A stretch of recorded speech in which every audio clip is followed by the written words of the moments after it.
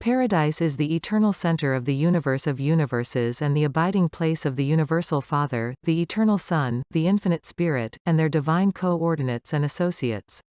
This central isle is the most gigantic organized body of cosmic reality in all the master universe. Paradise is a material sphere as well as a spiritual abode. All of the intelligent creation of the Universal Father is domiciled on material abodes, hence must the absolute controlling center also be material, literal. And again it should be reiterated that spirit things and spiritual beings are real. The personal presence of the Universal Father is resident at the very center of the upper surface of this well-nigh circular, but not spherical, abode of the deities. This paradise presence of the Universal Father is immediately surrounded by the personal presence of the Eternal Son, while they are both invested by the unspeakable glory of the Infinite Spirit. God dwells, has dwelt, and everlastingly will dwell, in this same central and eternal abode. We have always found him there and always will. The Universal Father is cosmically focalized, spiritually personalized, and geographically resident at this center of the universe of universes. Since you are beginning to glimpse the enormousness of the material universe discernible even from your astronomical location, your space position in the starry systems, it should become evident to you that such a tremendous material universe must have an adequate and worthy capital. A headquarters commensurate with the dignity and infinitude of the universal ruler of all this vast and far-flung creation of material realms and living beings. In form, paradise differs from the inhabited space bodies. It is not spherical, it is definitely ellipsoid, being 1/6 longer in the north-south diameter than in the east-west diameter. The central isle is essentially flat, and the distance from the upper surface to the nether surface is 1/10 that of the east-west diameter.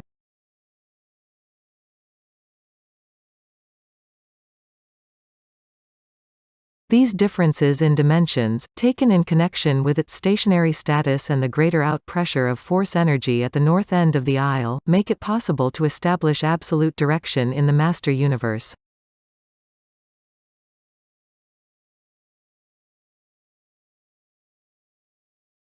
The central isle is geographically divided into 3 domains of activity. 1. Upper Paradise. 2. Peripheral Paradise. 3. Nether Paradise.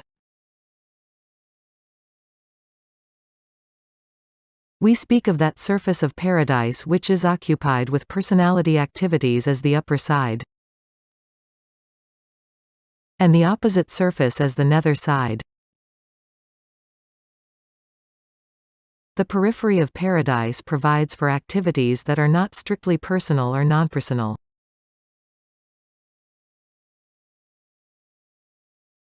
The Trinity seems to dominate the personal or upper plane. The unqualified absolute the nether or impersonal plane.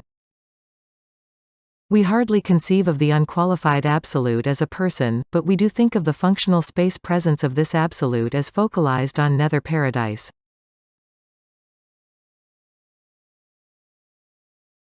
On upper paradise there are 3 grand spheres of activity.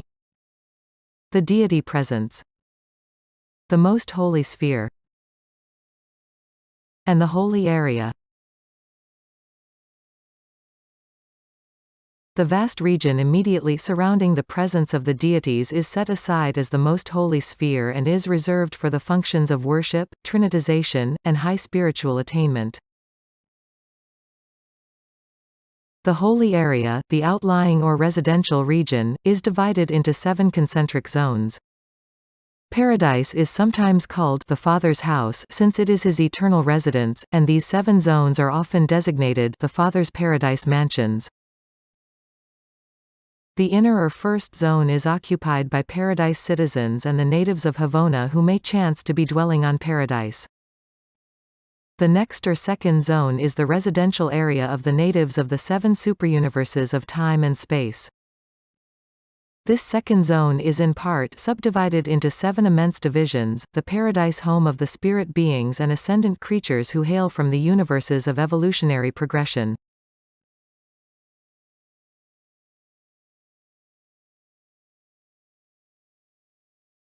Each of these sectors is exclusively dedicated to the welfare and advancement of the personalities of a single superuniverse.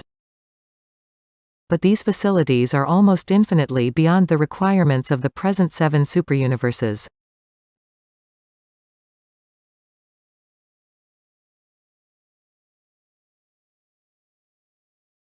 The central aisle ends abruptly at the periphery, but its size is so enormous that this terminal angle is relatively indiscernible within any circumscribed area. The peripheral surface of Paradise is occupied, in part, by the landing and dispatching fields for various groups of spirit personalities. Since the non-pervaded space zones nearly impinge upon the periphery, all personality transports destined to Paradise land in these regions. Neither upper nor nether Paradise is approachable by transport superna FIM or other types of space traversers.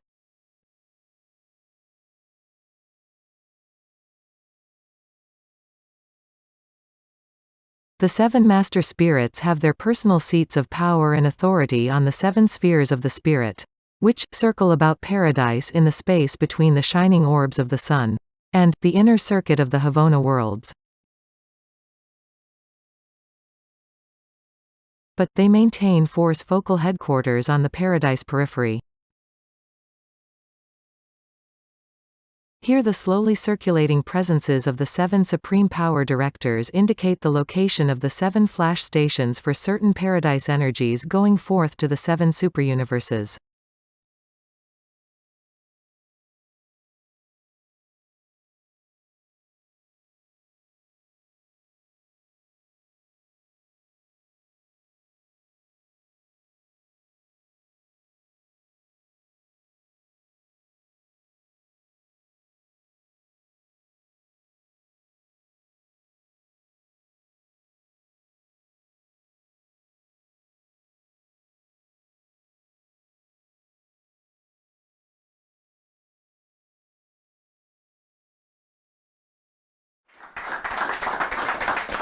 Thank you. That is incredible. Wow, That is like Yeah, it goes by a little fast, I know. And there's a lot of things I like to do to make it more accessible. But how does it appear reasonable to you? Does it appear like it's sticking to what the text says? absolutely. Yeah, that's kind of what I'm looking for. The voice is rather pleasant. Oh, thank you. I picked her out myself. The voice is interesting. I know that it rubs just the computer voice, but if you're like ready for it, it's basically what the voice is saying, not so much who it's coming from. I'm not prejudiced against robots. You gotta, especially when you're online, you have to say you like robots. It's not gonna do you in. Can you control how fast you speak? I can control, especially for a video like this. You can stretch it. It's not like it's somebody walking or somebody walking really fast. I would think that, having heard this, I would like her to go just a fraction slower.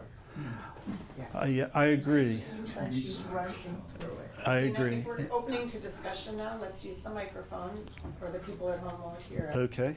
Do you want to repeat what you said? I really like the sound and tone of her voice, but I would love to have her just say it a fraction slower.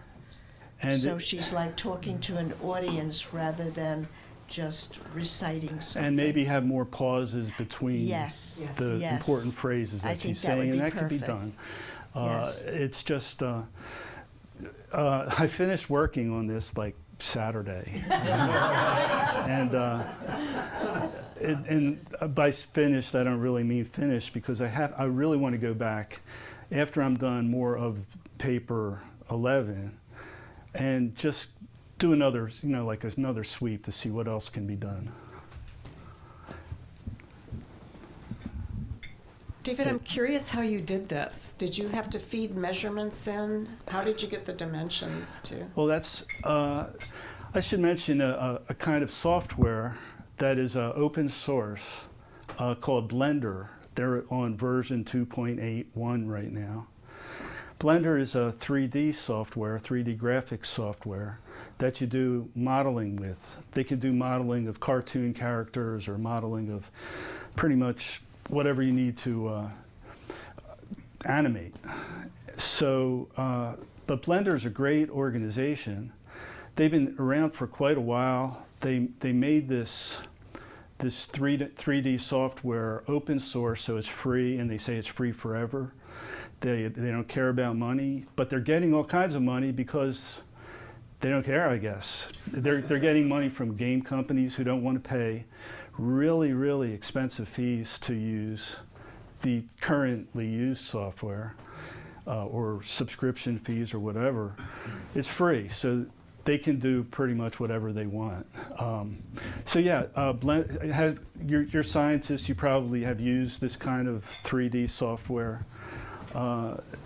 It's not the easiest thing in the world to figure out because you're used to thinking in 2 dimensions, reading books, seeing pictures, and seeing things in 3 dimensions, which this could actually be stereoscopic.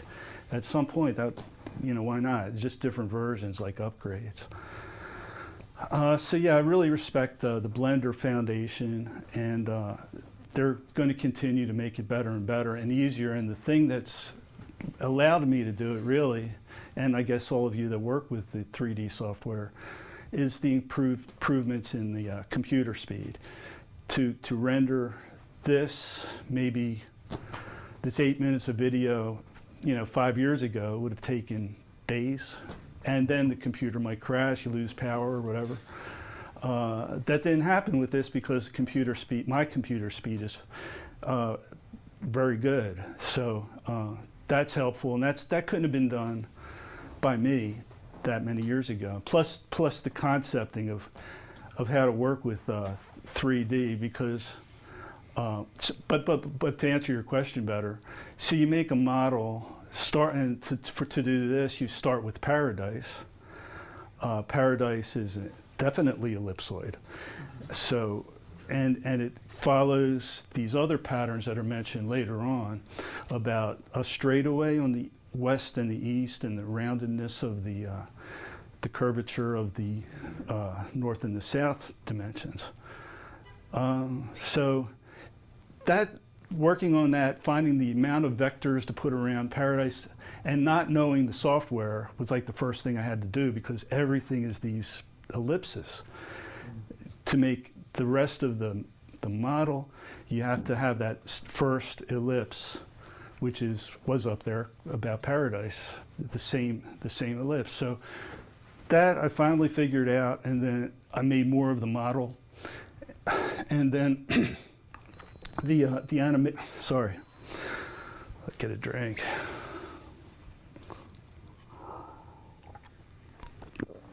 So the animation comes from the model, and that was a skill that you have to learn about making animations and doing keyframing, which is probably familiar to some of you, but it's basically, my hand is here, a drawing of my hand is here, I want it over here, so you keyframe this part and you keyframe the beginning part, and the computer fills in the rest. And that works with lighting and lots of things. I have a question. Oh, go ahead. Okay, just to follow up on what Rosalie said about the pacing of it. This is the second time I got to see it. And the first time David had us, we just read the text, and that kind of set up our imagine, and then he played the video. So it's the kind of thing that, to kind of creep up on it that way, I thought was really pretty effective. So there's different ways that you can do a run up to this, and you can watch it over again. It's just riveting to me. So. Yeah, I showed Ralph and Betty's group a portion of this when it was like a month less developed.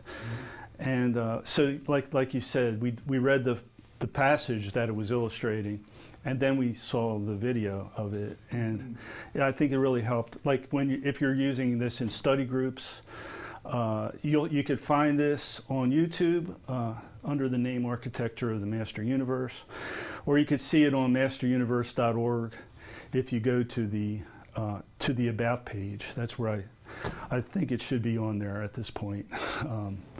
So if you want to see it again, that's where you'll be able to see it. YouTube. Yeah. YouTube. And how did doing this affect your appreciation of the revelation? I've appreciated the revelation since 1975, and it has always drawn me into it. I have more like of a sense of understanding processes and patterns, and that's just one of those things that each of us has certain like abilities, and I was naturally inclined to just read this book over and over again and read certain sections more and more, and it doesn't increase my faith, but it increases my understanding, I think, of what they're trying to convey. And then, like you didn't see Nether Paradise, that's coming up. You have to illustrate the space respiration in the way, following sentence by sentence, each of the things that they say, and that's basically labeling and finding pathways and making particle illustrations. So yeah, I hope it increases people's understanding of the way the book is understood, Expand cosmic consciousness? Yeah, we want to do that Okay. as much as possible. Good, right, Nigel? Phil wants the microphone. Oh, sorry. Okay, so that you gave us paradise, so I suppose now the next step is the dark gravity bodies and the seven super universes and the four outer space level. It ought to be pretty easy now after this much. Well, you're joking, but it will be a lot easier because I don't have to go to YouTube every time I want to figure out how to do this or move this over to here or light this thing up, but it was fun. I mean, it really is fun. I mean, if you always have to go to that, not only that deep source that's really inside of you when you have like questions, but you could also go to YouTube because those people on YouTube, they really want to help people understand things and how to do things. And they take that time to put a video up, so I learned a whole lot through that, and that might be like just a new form of education. You could learn. If I could learn this, it's like 63 or whatever I am. Does the program, do that motion around it itself, or do you have to put that in? Well, there's two ways to do it. You could keyframe like the position of the camera. You have an imaginary camera. Yeah. So you have it on one side of paradise, and you can make a line. Just take the camera to the other part, and it'll fill in the blanks. And like sometimes, if you remember, there was a peripheral paradise, and it was going around like in an orbit, saying different things on each pass. I wasn't about to give up, but I was about to give up for the day. And I did I went outside on the porch and looked at the water going by. And I said, okay, I don't really have to be a part of this all the time. You just go ahead and do it. I'll sit in front of the computer. I'll move my hands around but I waited a little bit and did a few things, and I messed up. And I was about to undo it, and I said, well, let me just see it. I pushed the button, and it's doing this cyclic thing, and the words are being said, and it was matching exactly how it should be. And I really didn't have to do anything else on that part, and then I moved on to the next one. Well, you had to somehow put the words in, right, or from the book. Yeah. That was done through Google's WaveNet program, which they have that's available to use for AI voices. So I had to choose what voice to use, and this one sounded like she knows what she's talking about, kind of, you know. Is that Siri's sister?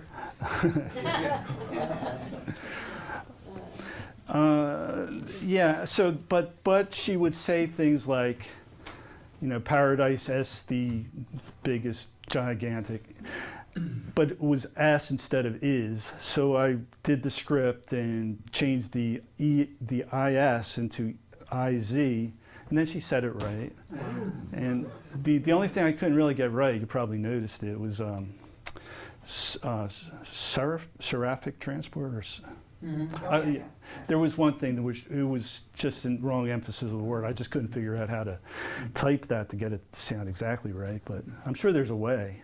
So you have to type phonetically so that they'll say it, so it may not be a good, what we would consider a good spelling, but it is a pronunciation, so it's phonetic the way it's going to sound. Well, it knows pretty much all of the English language, but certain words that are in the Urantia book aren't really recognized by their AI engine. It should be. I don't know how to submit that at some point. That would be good, just so anybody that's doing the Urantia thing. How did you get the text in? Did you have to type it in, or?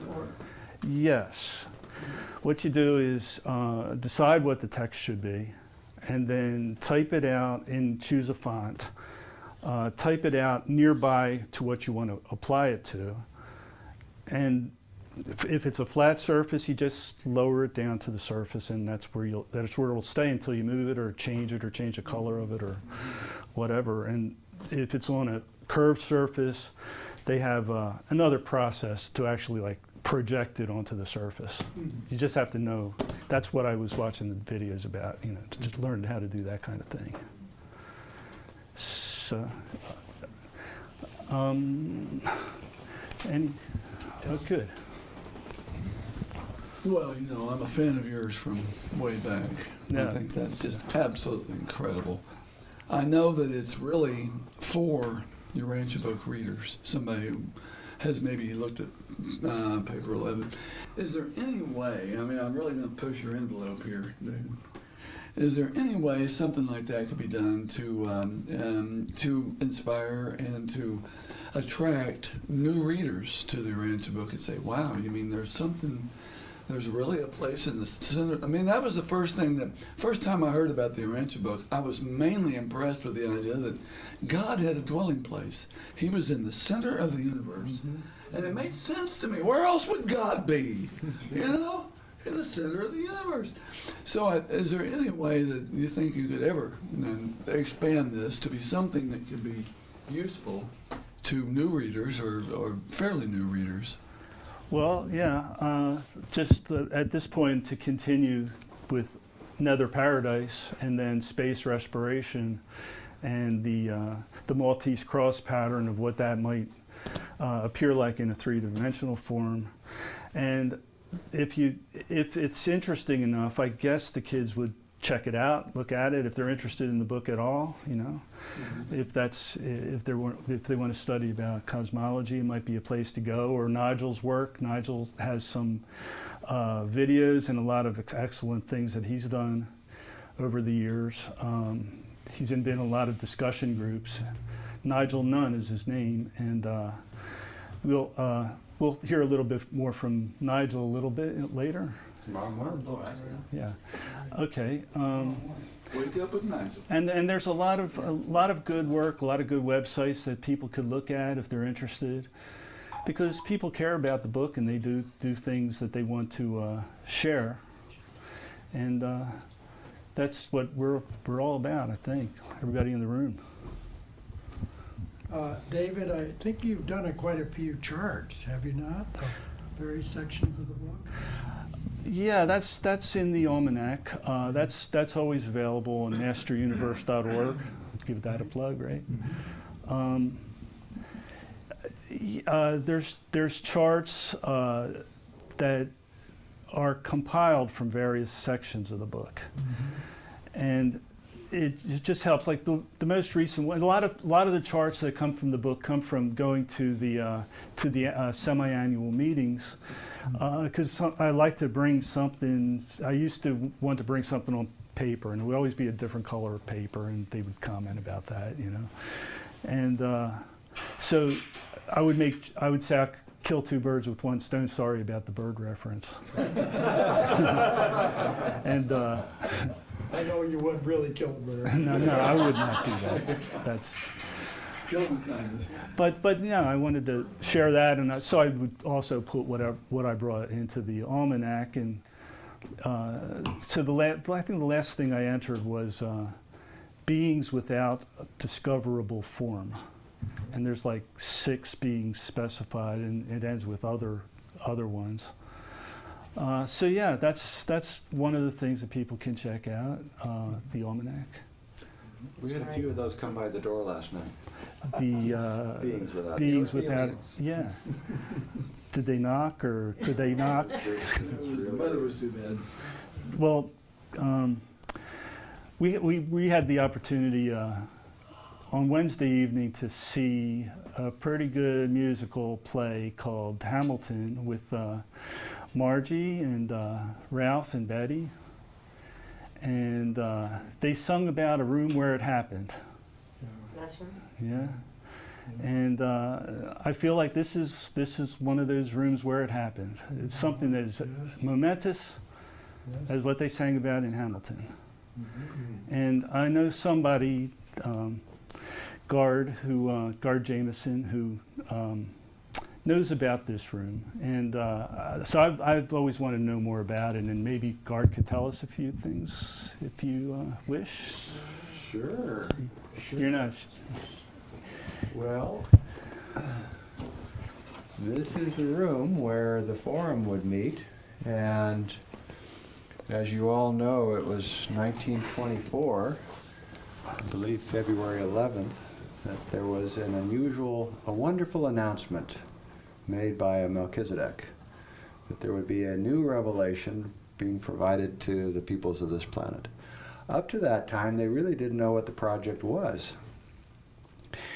And Dr. and Lena had been taking notes of their contacts through the contact personality. And it was during a conversation, I think, about genetics, Ralph, and because it was a very popular topic of the day. And somehow Doctor got off on the topic of trance, seance, but he had a couple of exceptions to the delusional kind of things that was being referred to this afternoon at Mind of Mischief. And one of the people raised her hand and he said, "Can you tell us about it?" And so Doc said to Lena, "Go down and get some of the notes." And as the history says, she was surprised that he spilled the beans. And so they brought the notes back up and they started to share with the then forum with a small f. And people just didn't want to get off the topic. They were so interested in what was being shared. And as you may know, from 1924 to 1929 was the first series of papers, which was 57 papers, including the foreword. And what they said after that period, well, 1929, I'll go back, and so Doc would be up here, and that would be the lectern there, and those were the maps that he used. Wow. And what they said after the first series of papers came through was, now that you have this information, you can ask better questions. And so Doc said to the group, "Let's let them have it." And so they started gathering all these questions, and then, as you know, the second series papers came through between 1929 and 1934. And as you know, the final section, the coup de grace, was part 4 in 1935. And there was a little bit of delay, as you may know from other histories, because there was some conversation as to whether or not the part 4 should really be released. But the midwayers were biting at the bit, and they really wanted that information out, and they had it prepared, and in fact, they had a lot more material that they could have presented, but what we have in the book is what they finally decided to present to us. But in 1929, before the second series started, Doc wanted to go around and see what people thought about these 57 papers. And one by one, these forum members started getting up. Edith Cook was one of them. Clyde Bedell was another. There were many. Carolyn's father was another, Clarence Bowman. They started getting up and giving testimonials. And you may know about Doc, but he was still not quite convinced that this was what it was. And as the quote goes, he says, "I began to think they were losing their objectivity." And so he was a little surprised by the whole thing. But then, as you know, when part 4 came through and he read the section on the apostles, he was quite taken by it. And Dr. Lena, after he got up and gave his testimonial in 1935, went over with a tear in her eye and gave him a big hug. And all this by way of saying that oftentimes we look at the picture downstairs and we think Dr. Sadler was the hero of all this. Well, as I said a little earlier, Betty, behind every good man there's a better woman. And indeed, I think Dr. Lena was really the hero through the whole thing. And I think she kept him steady and kept him moving forward with her faith in the project. And she believed from almost the very beginning that this was what it was.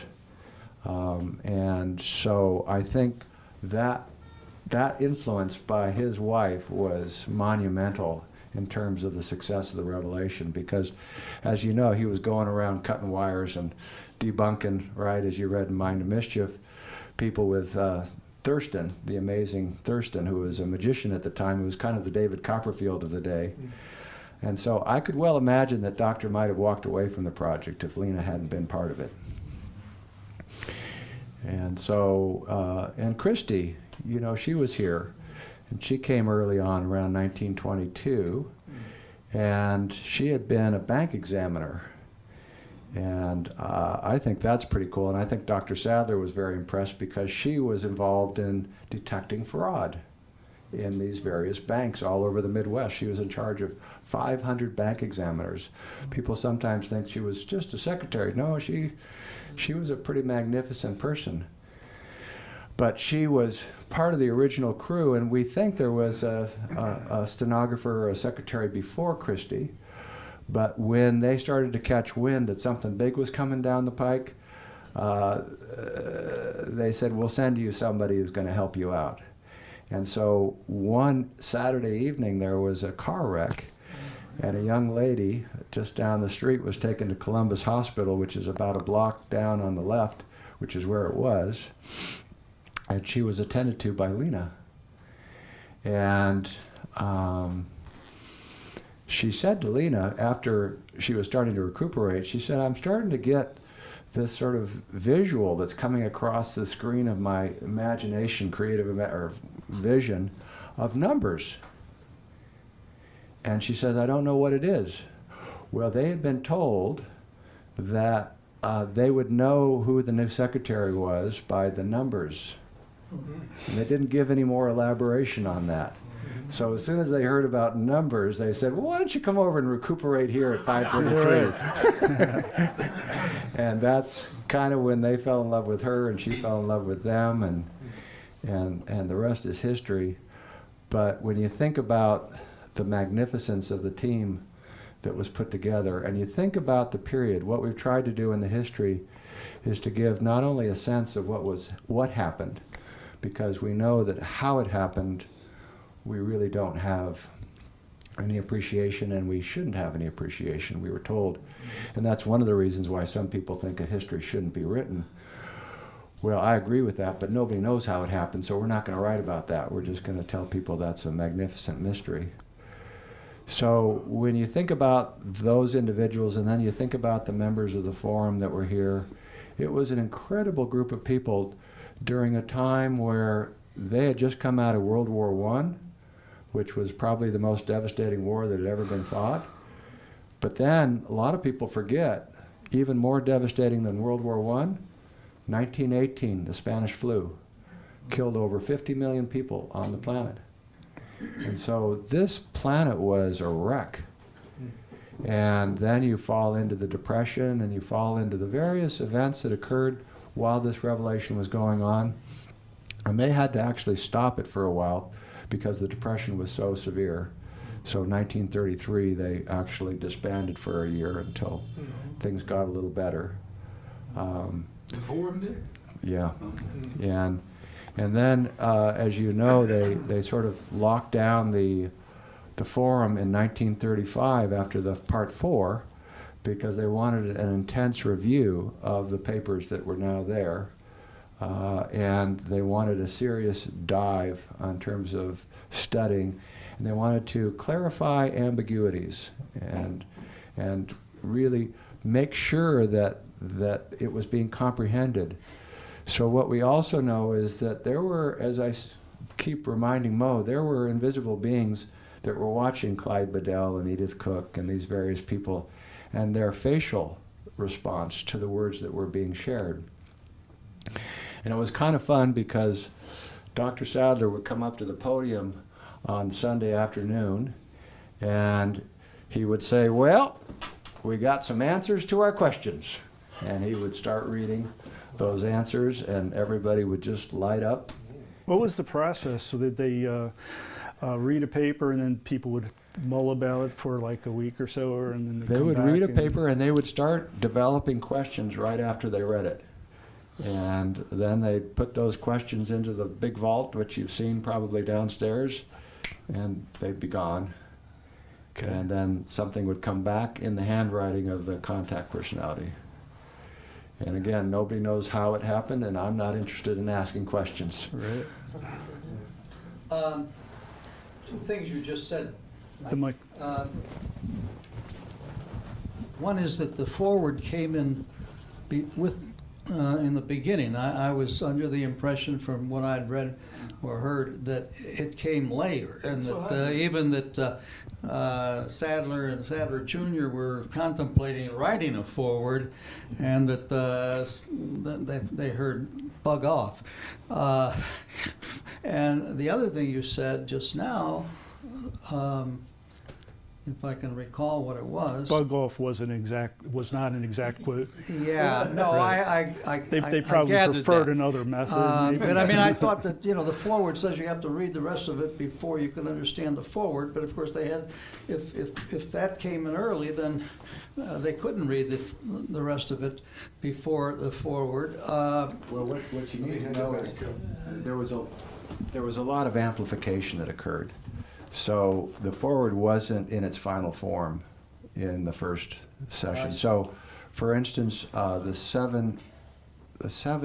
of 7 in the forward there, that's Charles Hartshorne, and Charles Hartshorne didn't write till the 40s. So there was additional material that was coming through that was being added afterwards. So they refined or added to the forward. Yeah, yeah. The other thing that you said that slipped my mind though. I guess I can't think of what it was. Maybe it'll come. Around 19. Well, let me say one more thing. There is, and I know we're streaming, so there's a lot of people maybe watching, and there is some sense out there that the history shouldn't be written. But that's not true. So Dr. Sadler wrote a history, and sometime in the 70s, all of the documentation and the histories disappeared. And we have some idea who might have taken it, but it all disappeared because that person thought that there should be no history. Well, what we know is that Dr. Sadler really wanted a history. And that in fact, Scott Forsyth, some of you remember Scott Forsyth, found a history crumpled up in an old desk downstairs. He and Mike were in charge of reader services, and they found the history, so they knew that he had written a history. The other piece of evidence that a history should be written was that before her death, Christie was working very hard with Barbara Newsom to get a history written. It never quite got there, so that's why Marilyn and I said, I think we need to finish this work. So we've worked with Carolyn, and we've gathered as much material here at the foundation as we can find. We know there's a lot of material somewhere in the Chicago area, but we don't know exactly where, and hopefully someday we'll get a hold of it. Right, I thought of what the other one was. I remember hearing or reading that the writing was not in the contact individual's handwriting. There was, and that Sadler actually tested his hand and realized he could not have written it, but maybe it still was in his handwriting, which is, you're saying it was in his handwriting. Controversial. Yes and yes. So Sadler did test, and there was no muscle fatigue, so it wasn't him that wrote it, but it was in his handwriting. And as Bill Jr. said, if you took that handwriting down to the bank, they pay on that check every time. Okay. So presumably the midwayers were reading his mind and using. However they do that with their sensibilities, they probably maybe have access to a human. Yeah, I mean, yeah, I don't if they need could that. read his mind, they could duplicate his handwriting. Yeah, and again, All voluntarily, I'm as sure. my friend Ralph would say, and I think Betty would echo it, really there's two rails to this railway track. One are the histories that were sort of written. So Dr. Sadler's history, that's a mainstay of what Marilyn and I have done. But the most important rail is the book itself. And so the book has a tremendous amount of material about its own history. Ralph had written a, Ralph could talk about that. I was in my residency, and I came out here to a radiology meeting. I was a radiology resident, and I took a few hours to come up here and visit. This was about, what was it, 70? It would have, it must have been 60, 69. Yeah, maybe 69. Anyway, I came here and I met a secretary downstairs, told him who I was. She sent me upstairs to Christie's office, and I had been reading the book for some time, but I hadn't read the whole book yet, and so I was pretty new at it. And so I was interested in asking some questions. I remember asking a bit about MOTA, why it was that it's atom spelled backward. You're right. And why, what significance there was to that. And I don't recall that she really had much to offer on that. But it intrigued me because I was working with atoms, and when I came across this word, MOTA, I thought, wow, that's interesting. And I think it may have something to do with the fact that the material here is our 100 atoms of regular, Earth material, of elements here, and somehow they fit together with the 100 atoms, elements on the Urantia worlds, on the Urantia worlds. In any case, another question I raised was, how did we get the book? Well, I got a very brief and succinct answer. It's all in the book. Yeah. And so that's when I started with my reading, looking for the references that mention specifics about how the book came to be. And I compiled them, as you know. They're on the website under frequently asked questions. And I posted them there with no commentary.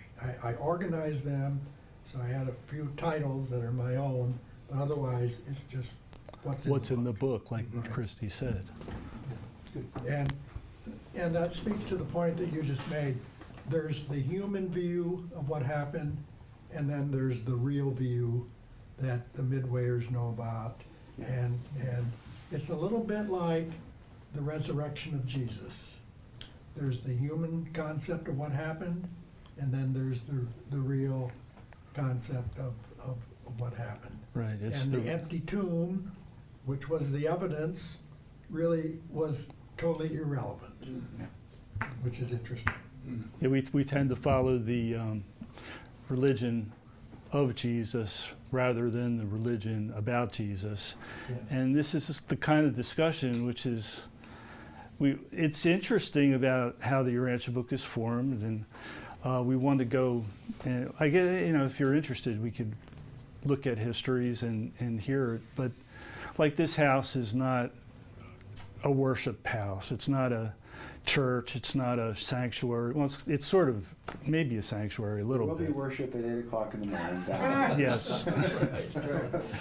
But it's a respected house, and this is a really important room for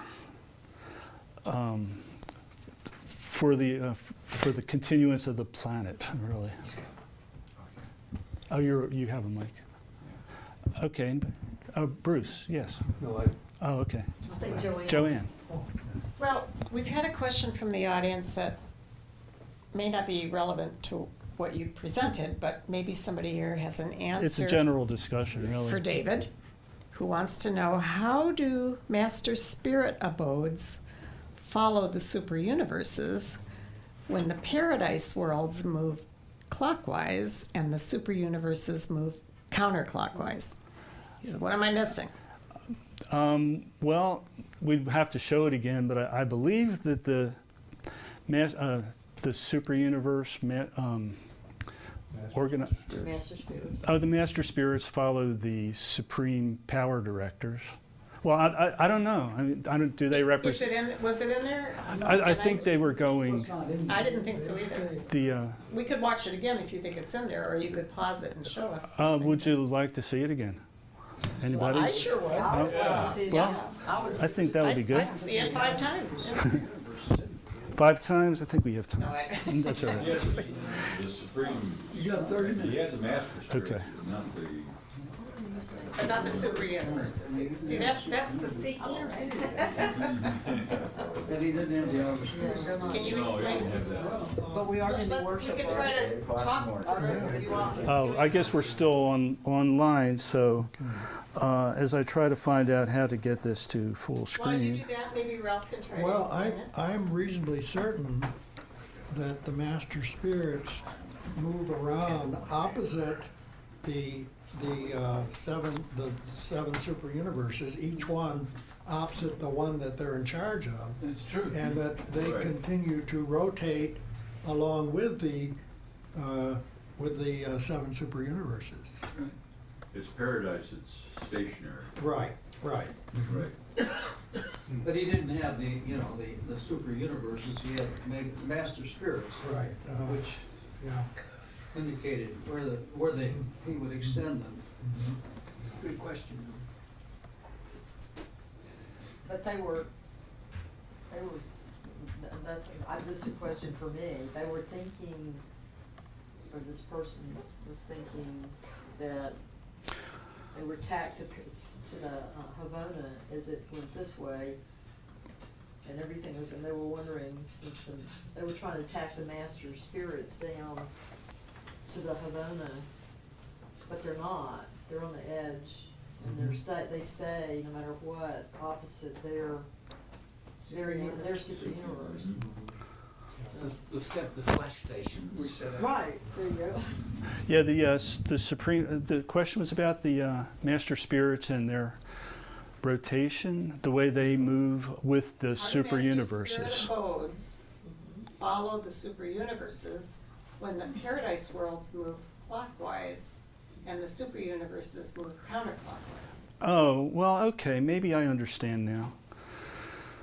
The master spirits have their seats of power and authority on the spheres that are going clockwise, and their force focal headquarters are on peripheral paradise, where the master spirits reside. So that's their headquarters. Seats of power and authority are probably their seats amongst others. We think of the supreme executives, I think, for the spirit worlds, and that's where the master spirits have their seats as well. So they're 2 different concepts where the master spirits reside. The colors, if you look on peripheral paradise, the colors are going counterclockwise like the super universes are, and it's speeded up so much that I stopped. I didn't want to see the rotation or the revolution of the the worlds, the paradise worlds, because it's going so fast. You're watching the supreme power directors move across in the colors, the 7 colors that I chose. I could speak a little bit about that too, but maybe we should just watch it, and when we get to it, we can see how it looks.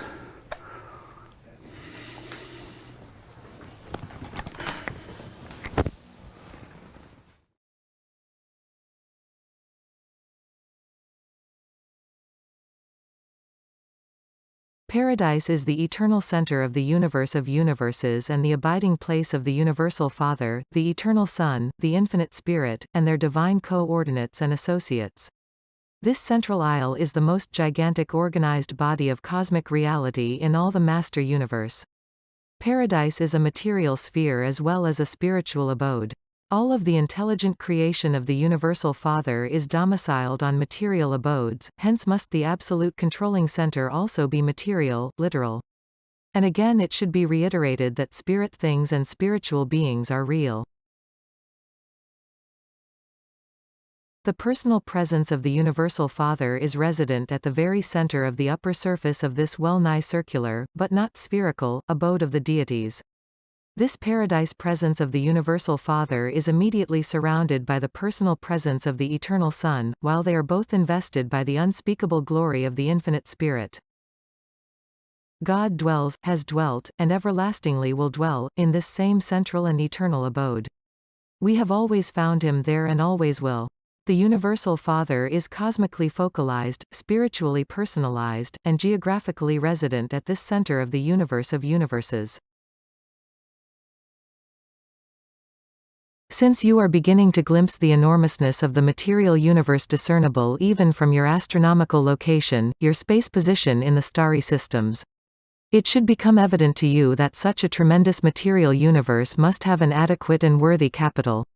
A headquarters commensurate with the dignity and infinitude of the universal ruler of all this vast and far-flung creation of material realms and living beings.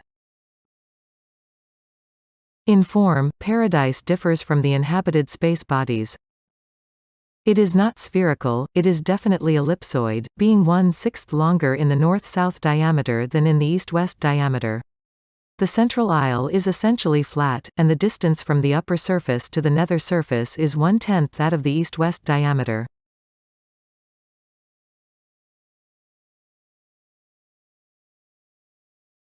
These differences in dimensions, taken in connection with its stationary status and the greater out-pressure of force energy at the north end of the isle, make it possible to establish absolute direction in the master universe.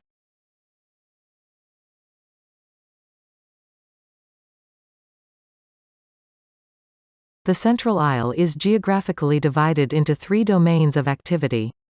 1. Upper Paradise. 2. Peripheral Paradise. 3. Nether Paradise. We speak of that surface of paradise which is occupied with personality activities as the upper side, and the opposite surface as the nether side. The periphery of paradise provides for activities that are not strictly personal or non-personal.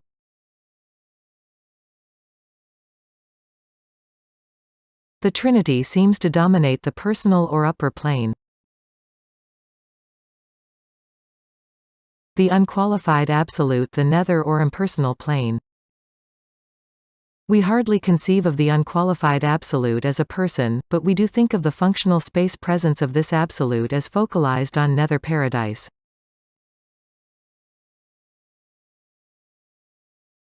On upper paradise there are 3 grand spheres of activity. The deity presence, the most holy sphere, and the holy area. The vast region immediately surrounding the presence of the deities is set aside as the most holy sphere and is reserved for the functions of worship, trinitization, and high spiritual attainment. The holy area, the outlying or residential region, is divided into 7 concentric zones. Paradise is sometimes called the Father's house since it is his eternal residence, and these 7 zones are often designated the Father's paradise mansions. The inner or first zone is occupied by paradise citizens and the natives of Havona who may chance to be dwelling on paradise. The next or second zone is the residential area of the natives of the 7 superuniverses of time and space. This second zone is in part subdivided into 7 immense divisions, the paradise home of the spirit beings and ascendant creatures who hail from the universes of evolutionary progression.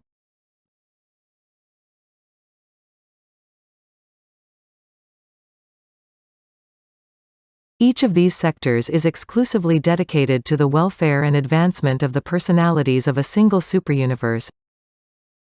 But these facilities are almost infinitely beyond the requirements of the present 7 superuniverses.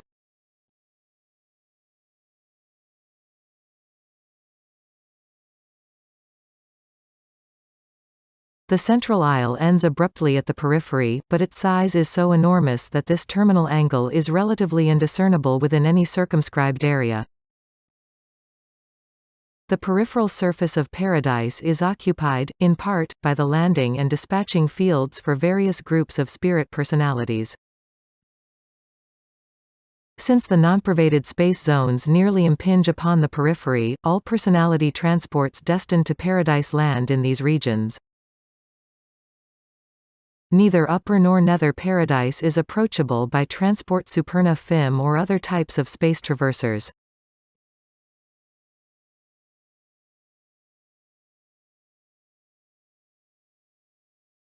The 7 master spirits have their personal seats of power and authority on the 7 spheres of the spirit, which circle about paradise in the space between the shining orbs of the sun and the inner circuit of the Havona worlds. But they maintain force focal headquarters on the paradise periphery. Here the slowly circulating presences of the 7 supreme power directors indicate the location of the 7 flash stations for certain paradise energies going forth to the 7 superuniverses.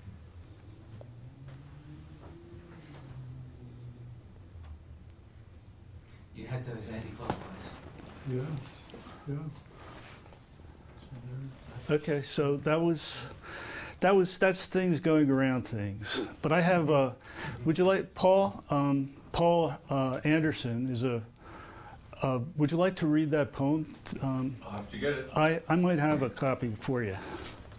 Paul and I met quite a while back, and I know he's a very good reader. He's a very good poet. He's the Urantia poet, and I think he would do much better than me reading. You're very nice. Yeah. Oh, let me just before. Oh, bring the mic down. Oh, okay. Where did it go? Before I start, I looked up.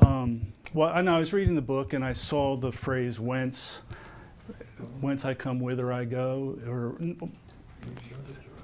there were certain words that Jesus was saying to an old Greek philosopher, and he used the words "whence," "whither," and it just didn't sound. It sounded like it was placed there, or it just. So I looked up "whence," "whither." I found a poet, religious man, must be a God-knowing mortal, who wrote a very interesting and beautiful prayer to Father, our Father in heaven. And Paul can read that right now. Thank you, David. Very much a privilege. Whence, Whither by Samuel Trevor Francis. Prologue. Love eternal, light ineffable, I, a mere speck robed in humanity, a spark of life in the immensity of thy vast universe, would bow to thee, pleading thy promised help. Oh, how can I, the finite, sing of thee the infinite, sing of thee entempled in the vastness of the starlit heavens, sing of thy glories, thou who art light, creative of all light, source, center thou, of all that lives and is, the holy, holy, holy Lord of hosts, to whom in sweet unworded worship sing the crowned hierarchies around thy throne, in heaven's unboundedness of love and bliss. Is it thou dost abide amidst the worlds that throng the skies, shining their mystic light on this small sphere, which is but as a grain of sand upon the vast unmeasured shores, the glittering coastline of the eternal heavens. Bright, wondrous worlds by mighty hands upheld, which ever keep each starry orb in ceaseless circling dance. Vast worlds and vaster pathways whirling round some center yet more mighty, these again in orbs mightier still. On errands swift, roll flaming round thy central throne of light, age after age. I gaze upon this beaming belt of light, bend o'er this darksome world with reverent awe, as my poor beating heart asks wonderingly, if these, the outworks of thy temple grand, these sapphire pillars of thy shining throne, these everlasting doors impearled and set within the jasper walls of thine abode, if these are all so set ablaze with light, what of thyself, O great Elohim Yah? What of thyself, thou glory of all glories? And maybe, far in the unfathomed space of starry deeps, no eye can pierce, where even angel form not yet hath stretched its beauteous, swift-winged flight. There are great glories far more glorious still, heavens yet more heavenly, orbs yet more dazzling, gorgeous sun worlds, radiant with ruby light, of tremulous with lambent golden rays, that steal their lustrous way through all the courts, the inner courts girdling the near precincts of God's holy presence. Thine eye beholds them, thou dost survey the shining hosts that march in glittering pomp, legions on legions bright, to the grand music that in waves of song roll onward, onward now in softer strains, now louder as the joyous anthem swells, creation's worship to creation's God. Thank you very much, Paul. Very nice. It's Source Center Thou. That's